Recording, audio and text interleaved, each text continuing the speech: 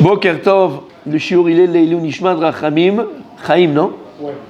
Chaim ben Gabriel. Nishmato Began Aiden.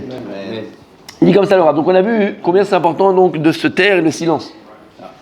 D'accord? Moi tu parles mais tu te portes. Mais il dit le Rav, Velifamim, Shashikara, parfois on te reprochera de t'être tu. Parfois Rabbi Michal on peut te reprocher de t'être tu.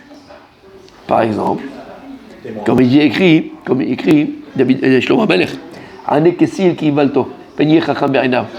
Alors dit des fois David Amelech répond à l'imbécile de peur qu'il se prend pour quelqu'un d'intelligent. C'est pour lui. Et de quoi il parle des livrets Torah. Tout ce qu'on dit c'est dans les livrets Torah. C'est-à-dire que tu as en face de toi quelqu'un qui dit n'importe quoi. Mais il dit n'importe quoi sur la Torah. Il est en train de faire un Dvar Torah, le mec, il est complètement pété. Mais tu dois te lever et protester et dire que c'est faux. Parce que c'est la Torah ou... Parce qu'il transforme la Torah dans la Torah. Ah, il raconte des histoires sur la médecine. Qu'est-ce qu'on en fout? Laisse-le parler celui-là. Quand c'est du vrai Torah, les gens ils écoutent. Ils peuvent se tromper, il dit n'importe quoi. Il raconte une histoire sur Moshe Rabbeinu qui a fait... Et c'est pas vrai, tu sais que c'est pas n'importe... Il dit n'importe quoi. Il n'a la halakha qui est fausse. Alors pas parce qu'il se trompe dans un petit détail, tu vas le voir, tu regardes, je crois que c'est pas comme... Non, tu vois qu'il invente, il dit n'importe quoi, on parle d'un imbécile qui veut se faire intelligent. Et s'il est déguisé en rat? Eh ben c'est pareil, alors c'est pour ça que tu m'as pris de court. Voilà, non mais c'est très bien, tu vois, on est connecté aujourd'hui, mon cher Richard, cœur de lion. Écoute bien. Ça m'est arrivé quand j'étais jeune avrech, jeune étudiant en Torah. Je priais dans une synagogue, dans un endroit, synagogue à Natania, qui n'existe plus aujourd'hui, chez Maïza. Voilà. Et à Natania, exactement. Et une fois, il y a quelqu'un qui est arrivé avec une grande barbe jusque-là, d'accord, tout ça. Et tout le monde était un petit soin derrière lui, et tout, tata. En réalité, quoi la cavote, c'est super. Hein, jusqu'à qu'il ouvre sa bouche. J'ai compris qui c'était ce mec-là. Jusqu'à qu'il a ouvert la bouche. Donc tout le Shabbat, vendredi soir, machin, samedi matin, je fais le kavod, il est monté, je me suis même levé, moi je connais pas, donc moi je fais que... C'est normal quoi, chaque juif il est cachère, Mais il arrive le moment, leur H, si vous dash lichit. Parce que que ce soit vendredi soir ou que ce soit samedi matin, il n'a pas ouvert sa bouche. Ça, j'ai pas entendu parler de Torah. Si vous dash lichit, il y a un grand table comme ça, il se met au bout de la table, d'accord, c'est chachouv et tout ça. Moi, je suis dans mon coin parce que je fais Teilim, je sais ce que je faisais, je terminais ce que je étais en train de faire. Et il commence à parler aux gens. Alors moi, cette période-là, ce moment-là où... Cette période-là, j'étais déjà à Mir. J'étais à Mir. Et il commence à sortir, voilà, tous les jours, Machavruta, avec Machavruta, on écrit comme ça, tata. Vous savez qui c'est Machavruta? C'est le Rav Ezrachi, vous connaissez le Rav Yitzhak Ezrachi? Ouais, Rav Yitzhak Ezrachi, Shlita. Ouais, un des Rosh Yeshiva. Et c'est Machavruta, ça fait des années que je suis avec lui, tous les matins je suis avec lui, de 9h, 2h on étudie ensemble. Comme ça il dit tout ça. Maintenant moi je suis à Mir, moi je suis là-bas. Et tous les matins, moi avant d'aller au shiur tous les matins il fait un shiur, jusqu'à aujourd'hui. Shibadel Echaim Tovim, longue vie pour lui, Bezrat Hashem. Il fait un shiur de Moussar. À 9h du matin, tous les jours, 9h du matin, il fait un shiur de Moussar, 20 minutes, une demi-heure, d'accord? Ça dépend le sujet. Bref. Et tous les matins, je suis là-bas. Et même quand j'étais à Mir, jusqu'à aujourd'hui, je suis très proche de lui. Donc c'est pas quelqu'un, tu vois, que je vois tous les ans. Tous les matins, je le vois. Tous les jours, je ne vais pas lui parler. Bref. Et il commence à sortir son histoire là de... Moi, je l'entends, ça m'interpelle. Celui-là, il est chelou, celui-là. Celui-là, il est louche. Et il commence à commencer son Dvar Torah comme ça et tout ça. C'est un plus abruti de ce qu'il dit. Et le Zohar, il dit comme ça. Et le machin, il dit comme ça. Et ça, il dit... Et il dit une énormité dans une Gemara dans Sota d'Avka, je me rappelle jusqu'à aujourd'hui, que la Gemara là-bas, elle dit comme ça, et Baruch Hashem, Sota, je l'ai fait peut-être, alors à l'époque, aujourd'hui je l'ai fait plus souvent, mais je l'avais fait déjà pour mon grand-père, parce qu'on faisait on finissait le chasse, on finit tout le chasse, tous les ans pour mon grand-père, tous les ans, on finit le chasse entier. Et moi, j'avais pris, ce que j'aimais faire, c'est pas faire une fois une Masechet. Je prenais 2-3 années, même 4 ans la même Masechet, comme ça je la connais bien. Bref, donc je l'avais fait 3 fois déjà, donc je la connaissais super bien, Sota. Et il sort un truc sur Kaf, machin, sur une DAF. Mais il dit n'importe quoi. Là, je pouvais plus. Je me lève, J'étais jeune, hein, j'étais vraiment jeune à cette époque-là. Non, non, excusez-moi, ça m'intéresse vraiment. Parce que vous dites, vous étudiez avec le Rav Yitzhak Ezrahi, comme ça, mais il y avait 40 personnes hein, assises sous la Chine. Et je lui dis, mais à quelle heure? Non, je lui dis, à quelle heure? Il me dit, tous les matins de 9 rue. Je dis, mais c'est bizarre, je dis, mais moi je suis là-bas, moi, Amir, j'étudie à Amir. Et à 9h du matin, je suis avec le Rav. Tous les matins, ça fait 40 ans que le Rav fait son cours. En plus, c'est vrai, 50 ans, 60 ans. Tous les matins à 9h, il fait un cours de Moussard. Depuis 50 ans. Je ne l'ai jamais vu. Et il commence à bégayer, il fait non, je parle pas de maintenant, et comme ça. Et avant, il t'a dit, vous avez dit que vous, tous les matins vous étiez avec lui. Non, avant, ça fait quelques années de temps que j'ai arrêté maintenant. Ça fait combien de temps? Parce que ça faisait déjà 3 ans que je t'admire. Combien de temps t'as arrêté? Et je commençais à le bloquer partout. Faut se lever. Faut pas se taire. Sinon tu te tais, bien sûr tu parles pas. Mais là quand c'est d'un charlatan, et je voyais que c'était un charlatan. Et les gens ils connaissent rien là-bas, mais ils ne connaissaient rien. Juste il dit le mot, le Zohar il a dit, les gens, oh, mais c'est des bêtises. Alors moi je savais pas le Zohar vraiment, parce que je connaissais pas à cette époque-là le Zohar, pas le Zohar. Mais quand il est commencé à sortir la Gemara dans Sota qu'elle dit comme ça, je dis mais la Gemara dans Sota il m'a pas écrit ça. Où il y a écrit ça dans la Gemara? Où il y a écrit ça dans la Gemara? Et Mina Shamay, parce que c'est pas toutes les macérettes que je connaissais comme ça. C'est les macérettes que je connaissais très très bien. Oui, non, parce que l'autre, je dis, non, mais tu dis, je vous dis n'importe quoi. Mais devant tout le monde. Parce qu'il disait n'importe quoi, pas pour le rabais, c'est pas ça, c'est un charlatan. Et après, il s'est avéré, même pas un mois après, même pas. Il s'est avéré que ce gars-là, hein, il y a eu un scandale à l'époque à Netanya, parce que bon, les gens ils pensaient vraiment que c'était des trucs machin et tout ça. Et il avait donné rendez-vous à une jeune fille à l'hôtel à Netanya. Mais c'est vrai, je vous assure que c'est vrai. C'est pas une blague, hein, je vous raconte.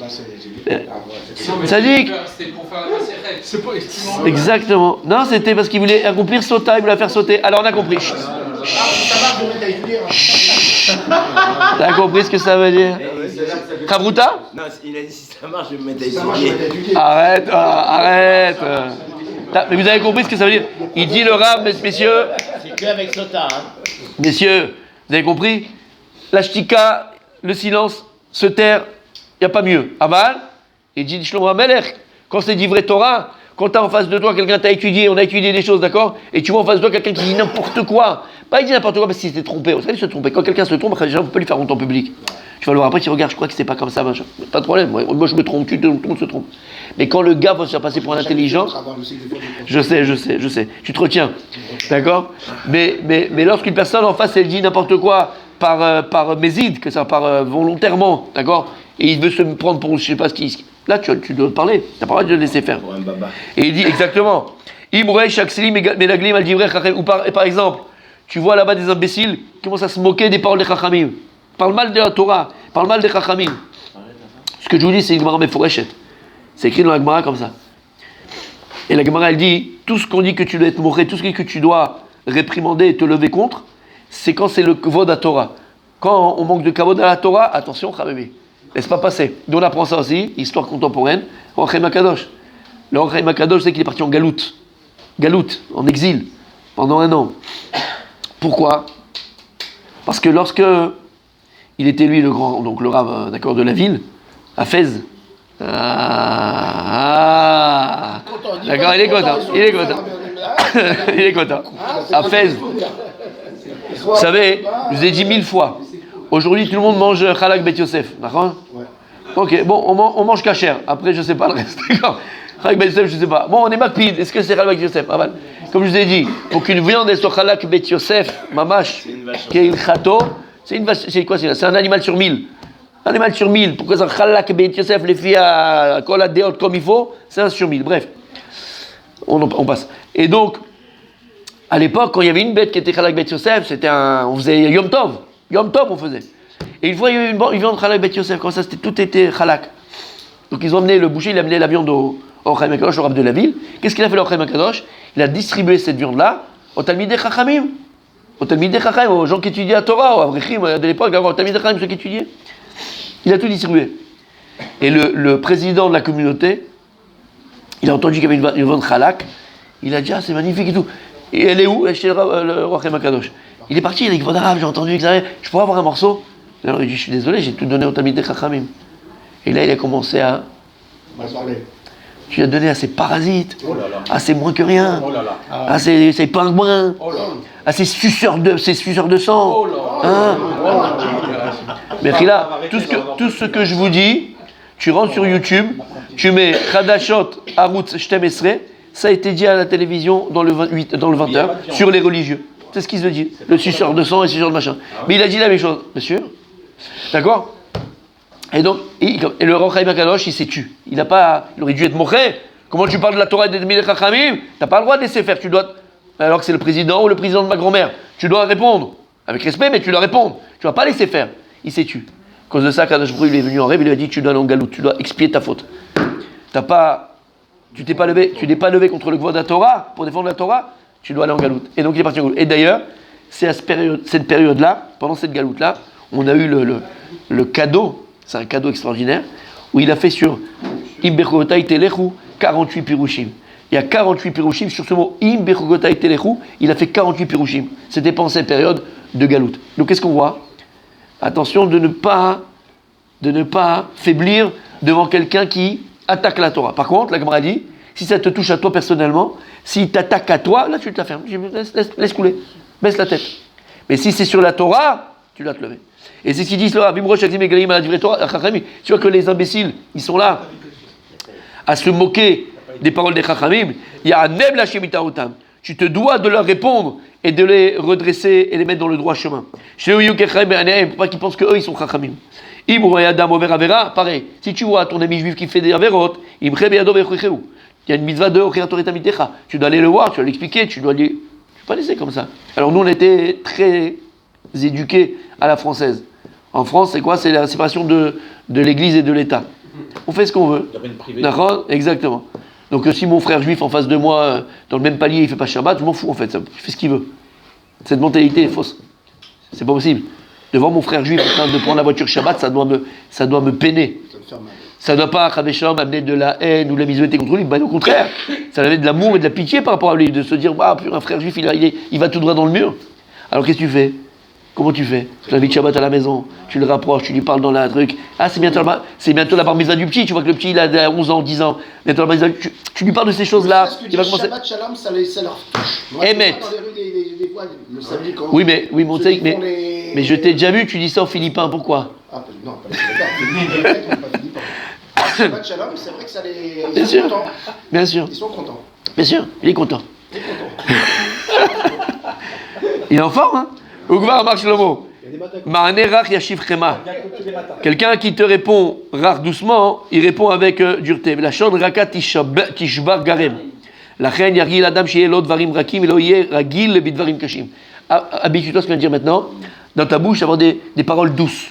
Tu veux rapprocher les gens, sois doux quand tu parles. Rapproche-les, fais, parle, n'aie pas peur. Aval, mais la shon raka. Darkenoam, tu parles gentiment, tendrement, que la personne elle ressente vraiment que c'est par amour et c'est pas par autre chose. C'est pas par autre chose. Veizer bishochat shetishmor oto keishun bata'in kipi ksil mechitalo usvata mokesh nafsho ktiv shomer b'lishono shomer mitzaron nafsho.